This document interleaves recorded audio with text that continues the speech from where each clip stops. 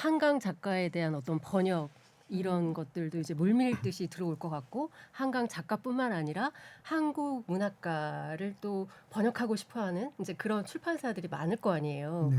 이런 부분에 대해서도 얘기가 돼야 될 것 같네요. 그 정도로 좀 인력이 저희가 있습니까? 그 제일 큰 문제가요. 수요는 있는데 번역자가 없는 겁니다. 그러니까 네. 제가 번역원 가서 했던 일 중에 아주 재밌는 일이 해외의 메이저급 출판사나 아니면 유력한 출판사, 이게 그 나라에 상당히 주목받는 출판사의 편집자들을 불러서 네. 일주일 동안 한국에 머물게 하면서 한국 작가, 출판인, 그 저작권을 가진 출판사들과 네네. 미팅하는 자리를 만들어줬는데 생각보다 좋은 출판사 편집자들이 많이 왔어요. 그 중에 그 제가 기억나는 게 독일 출판사인데 네. 제가 이제 2005년도에 프랑크푸르트 도서전이 세계적으로 큰 도서전이 한국이 주빈국이었어요. 맞아요. 그러니까 이제 저희 미션은 뭐냐면 독일에 가서 메이저 출판사에서 한국 문학을 내라. 이게 저희 미션이었어요. 아, 네. 그래서 참 맨땅에 헤딩하는 기분으로 그 보따리를 들고 갔는데 네. 맨 먼저 간 게 독일 최고의 출판사인 주어캄프에 가서 니네 95년도에 낸 고은 시집 다시 내자. 아. 근데 안 된대요. 그래서 그걸 제가 이틀을 붙잡고 매달렸더니 그건 내주겠다. 그리고 한 권만 더 내자. 네. 그래갖고 그 주어캄프사에서 책을 몇 권 내기로 했는데 그래 나온 게 이제 그 박완서, 이창동, 최인석 이런 사람들의 중편집. 그다음에 이제 이문열의 시인을 주어캄프에서 내기로 했는데 네. 그거 갖고 안 되잖아요. 그래서 네. 이제 프랑크푸르트 도서전장에 가서 유명한 출판사들을 몇 개 찾아갔어요. 그 중에 하나가 한저라는 출판사인데 아주 네. 괜찮은 출판사. 또 하나는 이제 이름이 기억이 안 나는데 네.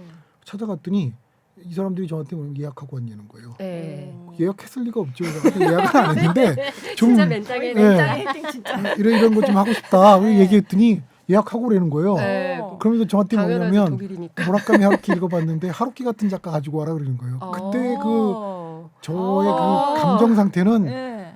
정말 아. 내가 이 독일에 다시 오면 네. 뭐다라는 파이팅. 생각이 들었었는데 치사하다. 문제는 그때 저를 그 뭐랄까 그렇게 홀대했던 그 두 출판사에 네. 편집자들이 왔어요. 일주일씩 출장을 내고. 오. 그래서 제가 인사말 할 때 내가 이런 일이 있었다 할 때 어. 그 사람들이 뭐냐면 그건 내 전임자들 얘기고 봐. 아니야.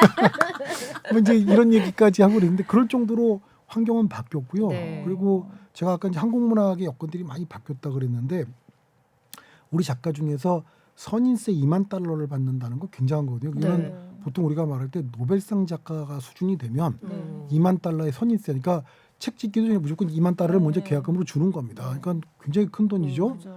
근데 그걸 받는 작가가 10명이 넘습니다. 아 그래요? 우와. 그만큼 인기가 있어요. 해외 출판사에서. 해외 출판사에서요. 누구누구인지 말씀해 주시면 안 돼요? 뭐 이게 좀 대략. 영업상 비밀이라서 좀 세무서 관계도 있고 그래서 아 그런가요? 하여튼 뭐 구체적으로 말씀 못 드리지만 하여튼 네. 그런 작가가 두 자리 숫자예요. 오. 근데 그러면 그만큼 수요가 많다는 거고 아까 1년에 200종 이상이 나온다고 그러고 네. 실제로 대산재단이나 번역원에 번역 출판하겠다고 시원 내는 건 300건이 넘어요. 근데 번역자가 없다는 겁니다. 아까 말씀드렸듯이 믿고 신뢰할 수 있는 번역자가 손꼽는 수준인 거예요. 그래서 제가 이 한국 문학이 노벨 문학상을 받은 이후에 해야 될 일이 뭐냐? 네. 그럼 좀 딱 두 가지만 얘기합니다. 하나는 네, 뭘까요? 지금처럼 번역 출판을 지속적으로 계속 활성화해 줘야 된다. 네. 음. 그래서 한국 문학 자체가 세계 문학의 일원으로서 생태계를 조성해야 된다. 네. 네. 그래서 그게 첫 번째고 두 번째는 미래를 준비해야 된다. 네. 그러니까 믿을 수 있는 번역가를 번역가. 양성할 수 있는 시스템을 갖춰야 네. 된다. 네. 그래서 제가 번역원장 할 때 저희 번역원의 번역 아카데미라고 번역가를 네, 양성하는 네, 교육기관이 네. 있어요. 근데 네. 이거를 대학으로 바꾸려고 그랬어요. 음. 근데 대학원 과정. 난관이 많더라고요. 근데 아. 그걸 바꾸려고 그랬던 가장 큰 이유가 제가 부임을 해서 이 번역 아카데미 졸업생 전수조사를 했대요. 네. 그랬더니 절반이 어디 가는지 알 수가 없어요. 아 그래요? 왜냐하면 이 사람들이 왔을 때는 기억하시겠지만 우리나라에서도 한국의 영문과나 불문과 다닐 때 내가 번역할 거야 이렇게 말하는 애들은 그 과에서 정말 탑 오브 탑입니다. 네. 그러니까 번역 아카데미 공부하러 오는 학생들의 80% 이상은 해외 한국학과에 있는 한국학과 학생 중에 가장 뛰어난 아이들이 옵니다. 네. 네. 얘들이 2년 동안 공부하는데 아무것도 없어요. 아. 그러니까 갈 자리가 없는 거예요. 네. 그러니까 뭐 파트타임으로 번역을 하거나 네. 아니면 다시 다른 대학에 대학원을 가야 되고 이런 식인 거예요. 이건 낭비다. 그래서 제가 그때 부임하면서 그 문체부 장관님한테 그런 얘기했거든요. 저는 번역대학원 대학을 하고 싶다 했더니 왜 하려고 그러니 그래서 네네. 간단히 말씀드리면 그 한국에도 이 시스템을 갖춰야 됩니다. 그러니까 그때 당시에 그 일본 그 정신대를 지지했던 그 미국 교수가 있어요. 램지어라고. 아, 네네. 그 사람을 보면서 나는 그 사람을 남들 다 욕하는데 저는 그 사람이 부럽습니다. 그랬더니 장관님이 화를 퍼오면서 어떻게 그런 말을 합니까? 그랬더니 아니 그냥 간단히 말씀드리면 램지어는 일본으로 공부했고 일본 돈으로 먹고 삽니다. 아. 그 사람이 일본 지지하는 게 그 우리는 밉지만 그렇죠. 일본 입장이나 그 네. 사람 입장에서는 당연한 겁니다. 어. 근데 제가 부러운 거는 그런 램지어 같은 사람을 키워내는 일본의 시스템이 부럽다는 겁니다. 이야. 그래서 한국에서도 그런 램지어 같은 사람을 키워내서 번역대학원에서 학위를 주면 우리도 외국에서 공부하면 대부분 돌아오잖아요. 네. 돌아와서 한국 대학에 자리 잡고 문화기관에 종사하면서 음. 죽을 때까지 자기 공부한 걸로 먹고 산단 말이에요. 어. 저희도 그 사람들이 공부하고 돌아가면 음. 그 외국에 가서 자기 본국에 가서 교수가 되거나 문화기관의 종사자가 되면 네. 죽을 때까지 한국 문학 갖고 얘기합니다. 그죠.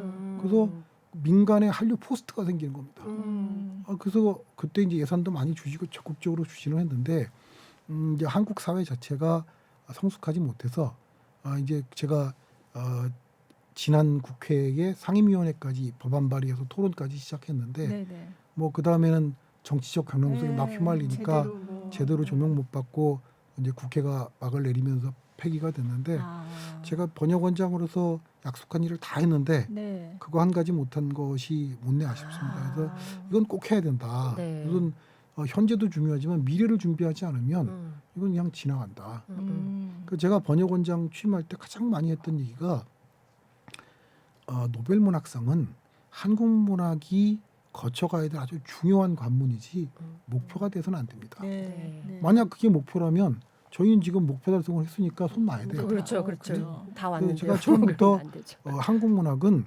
세계 문학으로서의 한국 문학이 돼야 됩니다. 그리고 세계인이 함께 있는 한국 문학이 돼야 됩니다.